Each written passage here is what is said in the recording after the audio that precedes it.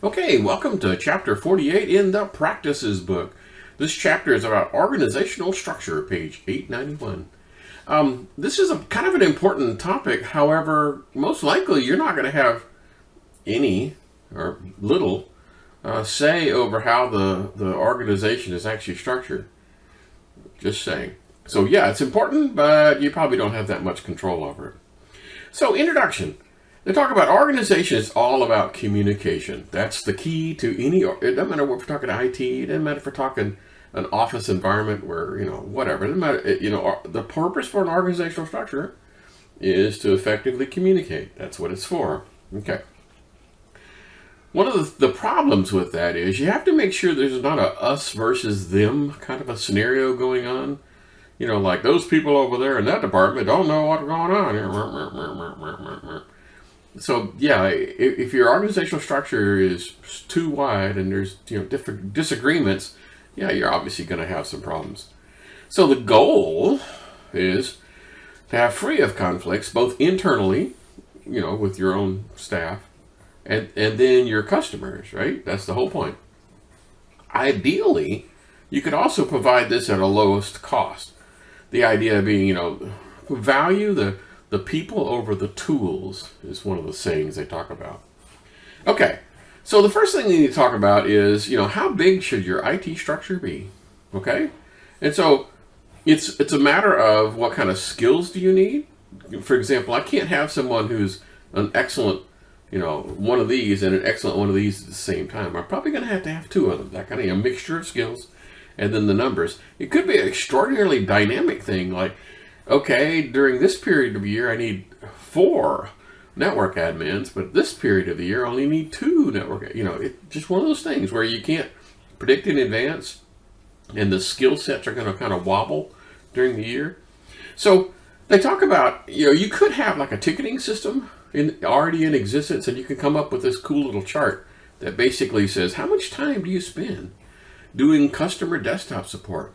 Or customer support, infrastructure, and so you could come up with like a ratio of the number of tickets per person, or the number of tickets, for customer, the number of support tickets per PC, some sort of a metric that kind of sort of makes sense. Okay, so here's the weird part. There is no solid answer on the ratio of like PC support technicians. I mean, for example, in a college campus, you might expect, classroom environment, you might expect, 500 or 1,000 PCs per PC technician. Okay? That'd be perfectly okay. It's hit and run. People don't spend that much time there. If they have a problem, it's probably logging in, that kind of thing. These aren't their personal machines that they sit down with every single day. Okay. And besides, hopefully, I'm saying this somewhat jokingly, but hopefully the people in college actually know how to use a computer. Okay. Particularly in our CIS department. But I don't know, maybe you're getting a degree in music or something, and, computers of no interest to you whatsoever. But back to the story.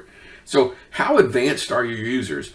Well, if you're a high-tech company that, has a lot of developers and engineers and highly technical stuff, well, then, yeah, you expect people to have decent computer skills. But, if you're some other company, if you're a boot repair business, well, then no, right?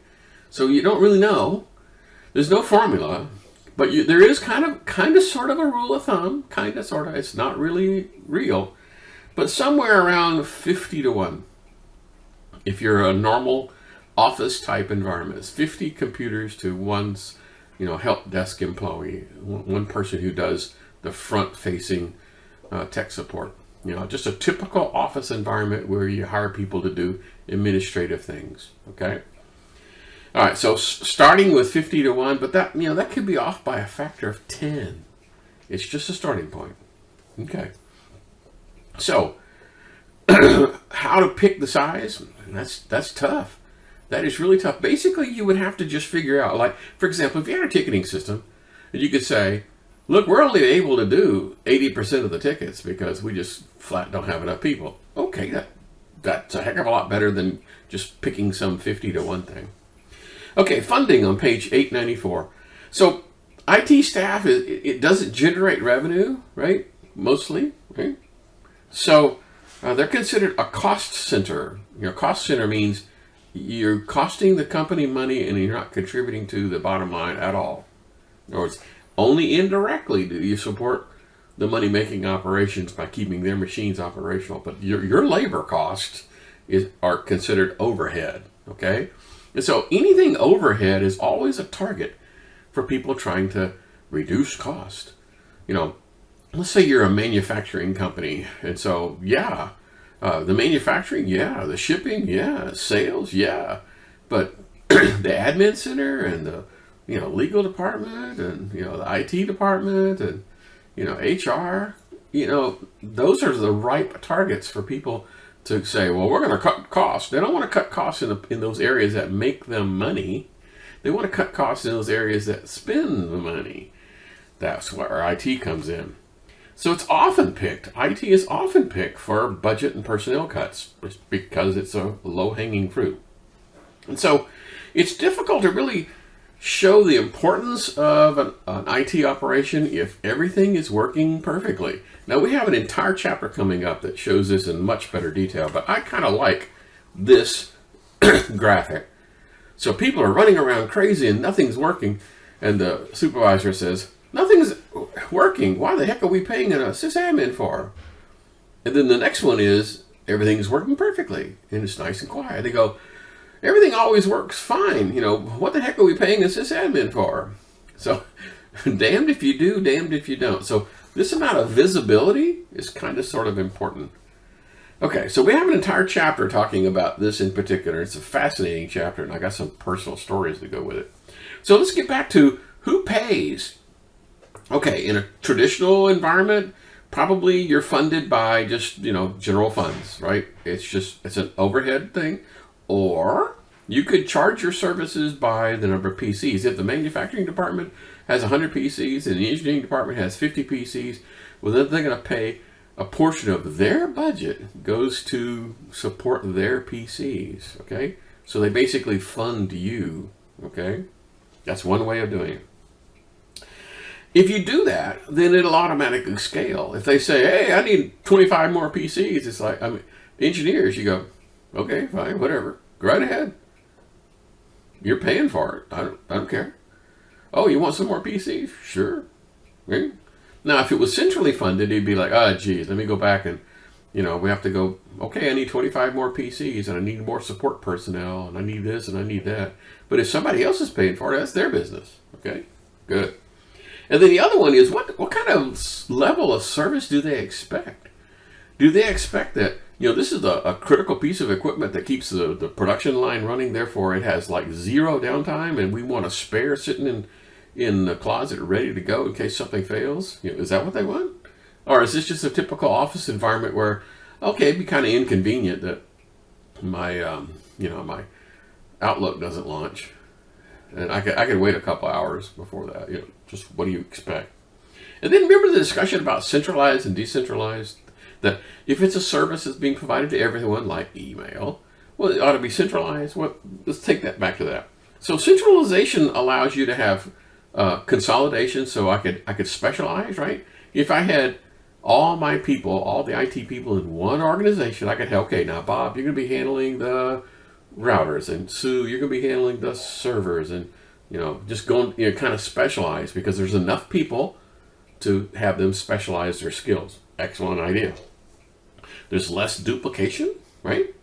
And this is where, where you could cut some, if you were not previously centralized and you did centralize, it's possible you could actually do some personnel cuts, maybe.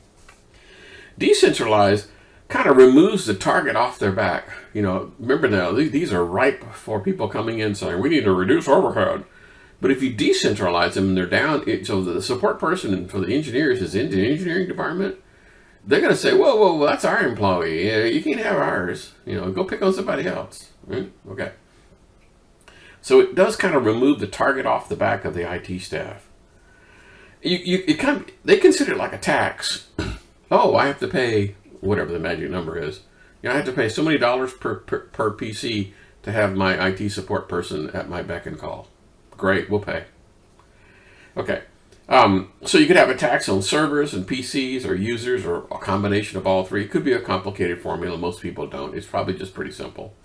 You could have monthly billing reports so they know exactly how much of their money you're spending. Okay. The next one they talk about is management chain influence. Yeah. Just like any other environment, we don't even have to talk about IT. Let's say you're working at a clothing store in the mall. All it takes is one bad boss to mess everything up, right? You know this. Well, same in the IT thing. All it takes is just one idiot somewhere, and you're in bad shape. So one of the things they talk about is if you have a chief technical officer, a TCO, it's kind of sort of important to know where they report to, okay? So for example, if they report to the chief operating officer, the person who's actually in the money-making business of the organization, like manufacturing and that kind of stuff, they got to look at IT as like an investment, right? They know, hey, we could run this production line a little bit faster if we had slightly better technology. They're already thinking that, right? And so they want to invest in new technology. We want a faster this or a faster that. And, they're kind of sort of on your side.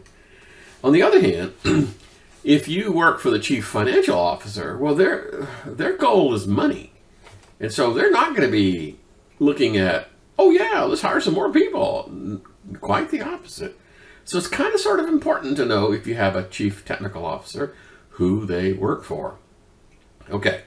Part of the problem is, it's the likelihood of the chief financial officer do they actually know or even understand what it is you do?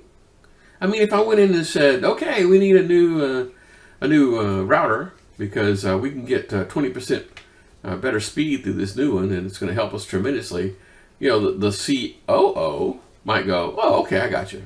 Got it. No problem. Yeah, we support that. And the CFO is going to say, how much does that cost? They're not going to have a clue what that means to productivity, because they don't have the skills or the knowledge or even the desire. That's not what they do for a living. Okay, so where they report to is important. Okay. So the next one that they talk about on page 898 is skills selection. So basically you're talking about 4 different categories, okay? Maintenance and customer support kind of a thing. Help desk, that kind of stuff. Deployment of new services, a project that's going to replace PCs, or maybe you have a 3-year replacement cycle or something. The design of new architecture, new toys. Okay, so anytime there's new toys, like hey, let's do wireless, or let's do intrusion detection, those kind of things. And then integration, where that's all about, okay, we're going to do this or do that to make everything run smoother. We're no longer going to have 2 systems, one for the logistics and one for the warehouse. It's going to be combined, that kind of stuff. So what those skills, now you may not actually be able to have all those skills that you need, so you're probably going to have some sort of job rotation thing going on. That would be an excellent idea. An awful lot of companies, for example, make you go through the help desk for a couple of months before you can do anything else. I remember a story in the early days of Dell. If you wanted to apply to them as a network engineer, they'd say, great, you're hired, but you're going to spend 3 months. I made that up because I don't remember what the period of time was. You're going to spend 3 months on the help desk first before you can do your network engineering job. And it was designed to make sure you understand what the heck the problems are, because you in your ivory tower doing network design stuff may not understand that what's going on down in the trenches, and that's the way to find out. It's an excellent idea, by the way. Okay, we're coming up on the 15-minute mark.